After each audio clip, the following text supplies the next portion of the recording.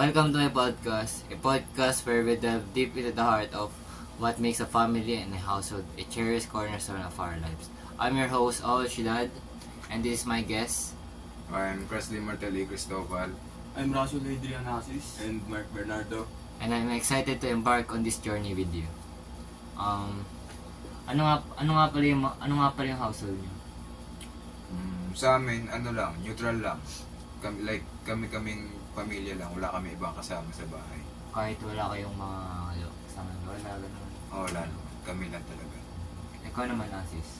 Para sa akin naman, parang katulad lang ng kay Presley, wala rin kasamang ibang kunyari lola, gano'n, tita, wala akong ibang kasama. Ikaw naman, Mark. Sa amin, extended kasi kami, like, yung kapatid ng daddy ko is nasa isang bahay lang din namin, kaya pati yung mga pinsan ko andun, kasama namin sila. Masaya ka ba doon nakasama mo sila, mga extended family mo?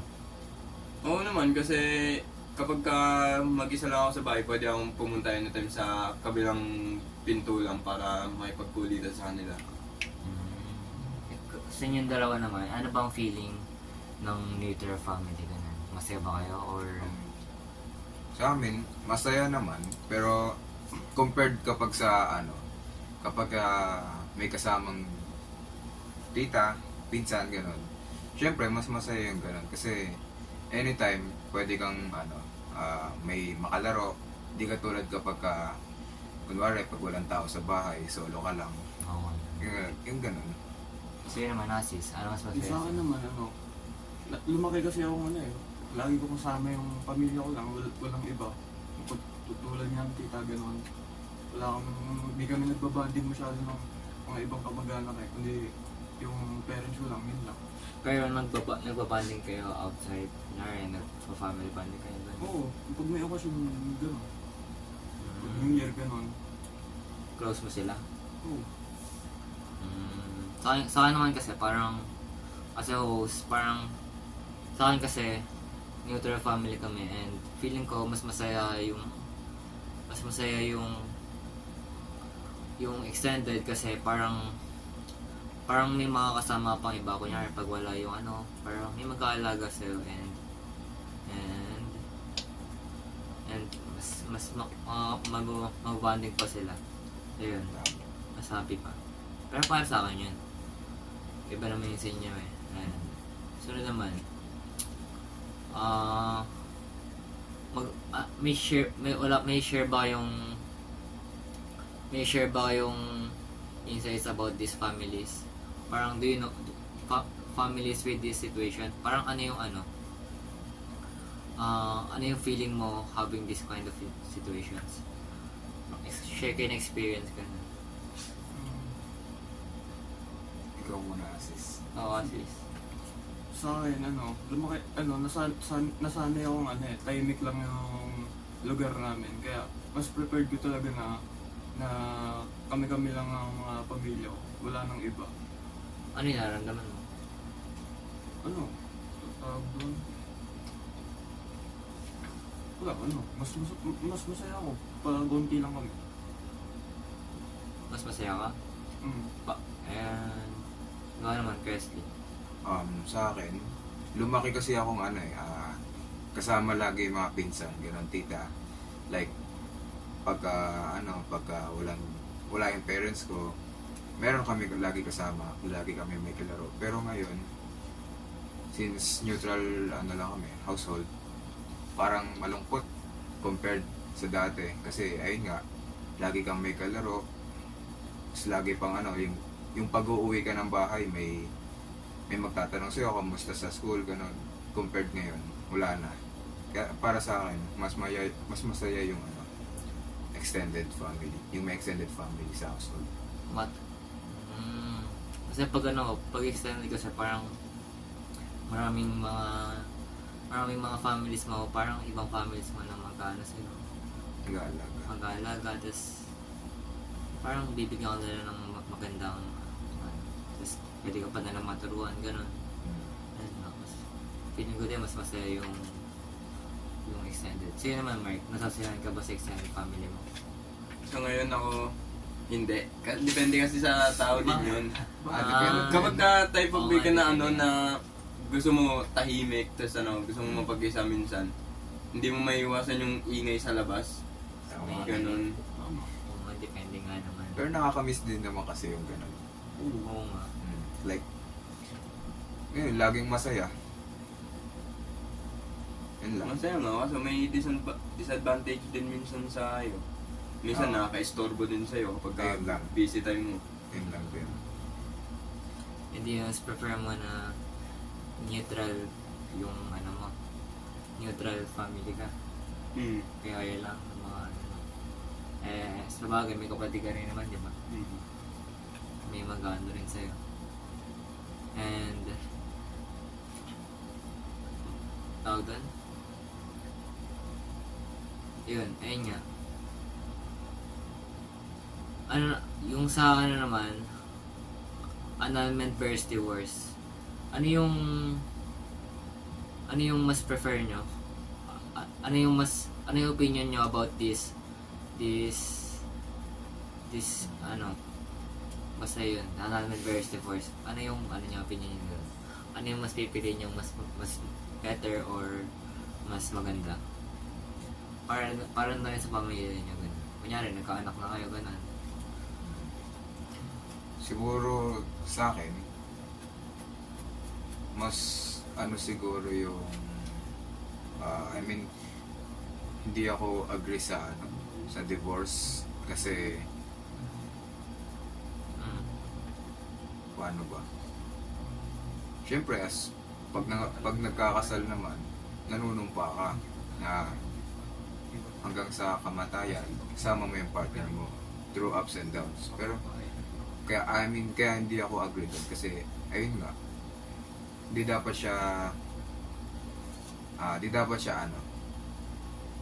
payagan or basta maalaw yung divorce. Sa annulment naman, halos same lang din kasi ayun nga, hindi naman ako agree dun sa yung hiwalayan. Lalo yung sa mga for example, yun sa mga properties, yung ganun, lalo yung karapatan sa anak, kung may anak man, ayun lang. Tsaka yung epekto rin nun sa paligid mo, paligid ng taong nag-divorce or nagpa-annulment. Sobrang negative niya. Like, mentally, sa mga anak, madaming epekto na makukuha. And doon din sa mga yung nasabi ko nga kayo na sa mga properties, gano'n. Madaming proseso pa. Mahirap nga yung ganun. Mm, Pero anong mas pipiliin mo sa dalawa? Annulment or divorce? siguro yung annulment kasi doon kahit pa paano may pa rin, may records pa rin. Tsaka wala rin naman dito sa Pinas ng divorce eh, di ba? Mm. Wala naman tayong divorce. Kasi kapag divorce, totally lahat mawawala yung history, gano'n. Para sa'yo, mas ayaw mo malimutan yung mga pagkasama niyong dalawa, gano'n. Paano mo naman maano sa anak? Kunyari, nagkaanak kayo, gano'n.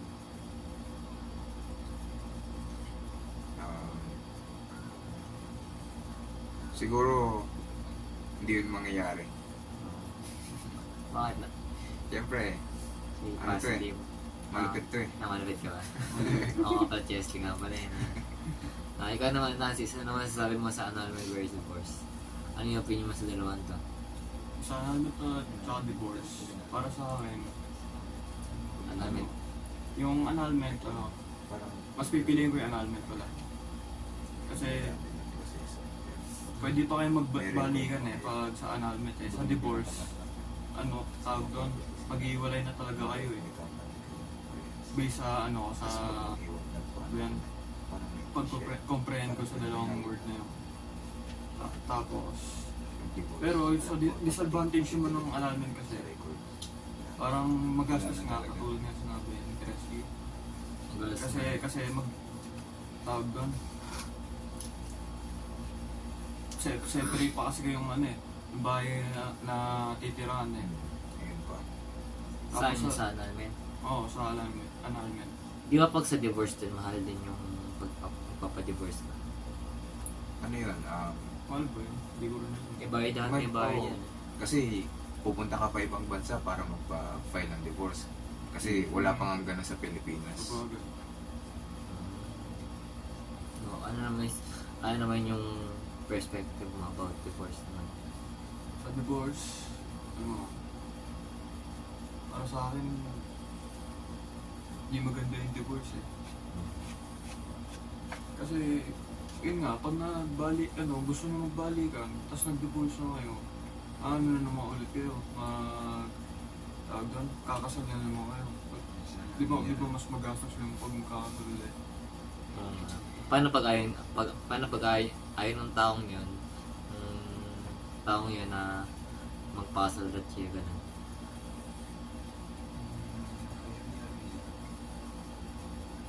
Ano ba? Hindi. Hindi na. Hindi ako masabi din ah. Wala ko sa Masabi, no comment. Pero ano si pili mo sa dalawa? Annulment versus or divorce? Siyempre sa akin, annulment na lang. Okay, para kunyari, pwede pa kayong married pa rin kayo, kunyari, nagkabalikat kayo, ganun. Oo. Pwede pa ulit kayong magsama. No? Ikaw naman, Mark. Para sa'yo, Mark. Sige, natatawa, Mark. Yeah. Tama mo lang, hindi ka na madal ka pumili. Bakit?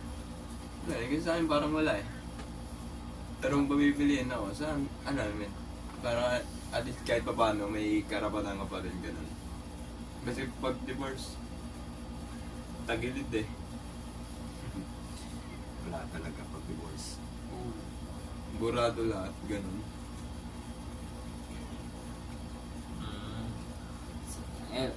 Ano muna yung opinion mo sa annulment? Annulment. Yun nga, may karapatan ka pa rin sa lahat. Or kaya ano naman. Kumbaga parang may hatian pa rin kayong dalawa. Yun. Ano yung mas pipili mo? Annulment or divorce? Annulment. Annulment. Parang, bakit? Yun nga, may Bakit? kahit pa paano, may karapatan nyo. So, para sa'yo naman, as guest mo ngayon, kami na ang magtatanong. Yun. Kung para sa'yo, annulment or divorce, ano pipiliin mo? Depende naman kasi sa